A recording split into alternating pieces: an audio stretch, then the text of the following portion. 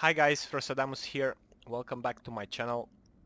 Today I jumped on my shaman and I'm here on Deermall East, the eastern entrance. I plan to farm lashers. Actually, I already did that. I did that for an hour and a half, maybe more. I died a few times. I was not familiar with the shaman farming here, but it's okay. We got some nice loot. We got a book, we got a backpack, and we got a lot of grace, which will sell for a lot. Probably I have valuables in my backpack up to 150 gold. That's for 1 hour and a half of farming. You won't do like this every day. On my warlock or on my mage, I never got a book, and I got once a traveler's backpack, but usually you'll be able to farm 50 to 80 gold per run depending on what drops. It's like 60 guaranteed. It's if you use these routes that I'm using now. So let's jump into the gear. As in, the reason why I'm doing this, wait a second, it turned out to be a series. So I did it previously with my warlock, after that with my mage, and in the future I plan to do it with a priest and probably a paladin and a hunter. And I believe this is a very good method of farming, and not only mages can do it, of course. And even warlocks, even shamans deserve an epic mount, and the method is good because it doesn't destroy the economy of a game. It actually enhances it because you bring new items to the auction house. You bring if you disenchant, you bring shards, you bring books, you sell the grace to the vendor, you bring money into the game, gold, you make it running. So I think it's a good method and everyone should be able to do it and should know about it in order to have more fun. Let's jump right into this. I want to keep the video short. Apparently I'm not able to. And into the gear. As a shaman you need a lot of spell power gear. Make sure you get a lot of spell power from wherever you can because the main spells you'll be using will benefit a lot from spell power. Next, let's jump into the talents. Uh, you need Eye of the Storm. What this does, it's after being victim of a critical strike, you will be able to cast freely without interruption for 6 seconds, which probably is the main reason why you can do this. It will take a bit of practice, but eventually you'll do it. I do not recommend to come here from an early level. I think 60 it's best. If you're a skilled shaman, you might be able to do it, but I don't know, who am I to say that? You can try it for yourself. So after you pick the Eye of the Storm, pick all the beneficial talents from here. Everything that increases your nature damage or your fire totems damage. Then go to enhancement. Get improved lightning shield, which is going to be a spell that you're going to use a lot.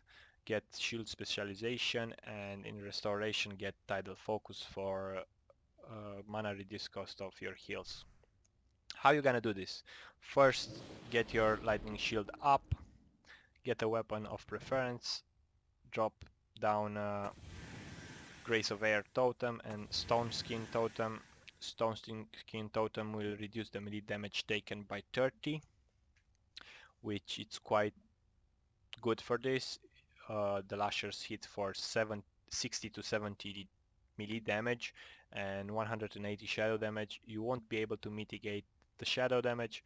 Maybe I can mitigate a bit. We'll check the combat log. I have a few pieces with shadow resistance. Oh, by the way, check my durability. I died a lot. I died a lot, but the point is that in the end I managed to make a good profit, and even if I get all my gear red, I'll still be able to make a good profit. But if you get used to it and you learn the patrols and how to do it exactly with the shaman, you won't die that much. So I have 25 shadow resistance. I don't think it's like a huge improvement. It's good to have it. We'll check out how much we get hit less, and let's jump right into it. So drop your totems down, put your lightning shield up, target the furthest away mob. Start with a lightning shield, lightning bolt, then do a chain lightning. Select another mob, do another lightning bolt, and run to your totems. Now once the mobs are on you, drop down the Fire Nova totem, let them get hit. They get hit for a lot, and start casting Chain Lightning. Now you should cast Chain Lightning only when you get the focused casting up. I did it now because there weren't so many mobs on me, and uh, that's easier to cast. If you have like all the mobs on you, you won't be able to cast without the proc up. I'll show you downstairs. Like I said, I won't keep this video long because there's already 2 videos of me doing this. You can watch this video, and if you want to see how I do it all the way down, uh, just check the other videos, the Warlock or the Mage, and you should be good. Now, once you're here, you'll take a look for that path, and place your safe in the middle point between this pillar and this pillar. Watch straight ahead, and once you're on the ledge here, jump. There we go. We haven't gotten aggro from that guy. We didn't get aggro from that pack. Go to the wall. On some servers, the patrols might be different, but you'll learn them eventually. Heal yourself up, get your mana back, and we'll pull this big pack. I just want to show you that the upper pack was a bit smaller. I want to show you how to do with this pack. Make sure you destroy the cheap herbs. Some of them sell for coopers, I don't care. You should get an auction house, the Dreamfoil, the Grom's Blood, the Ghost Mushrooms. Even those sell for 20 silver a pack. No, I don't want it. Fade Leaf, I think that sells good. Doesn't matter. Doesn't matter. You get bigger bags and you'll be fine. Now I'm gonna drop my totems because the pack is that well. Lightning shield up and start targeting a random mob, maybe one in the back, because then I'll do chain lightning on this one, and then I'll do another lightning bolt on that one. And now I'm gonna run to my totems near the wall. I'm gonna drop the Fire Nova totem, apply a lightning shield, and try to cast chain lightning. And now I have the proc, I can heal myself up. I'm almost out of mana, but I'm able to do it. As you can see, not all the mobs came, but that's okay. Loot your corpses. And 1 second. After you loot it, you can either pull that pack there, but I prefer to go near the wall on this side because there's a book there, and I'm always curious if there's something in it. Like, I already got the priest trinket, I'm happy, and I want to get one more if it's possible, but I don't think I'm gonna get one in 10 years again. You can kill those 2 mobs. Let's kill them.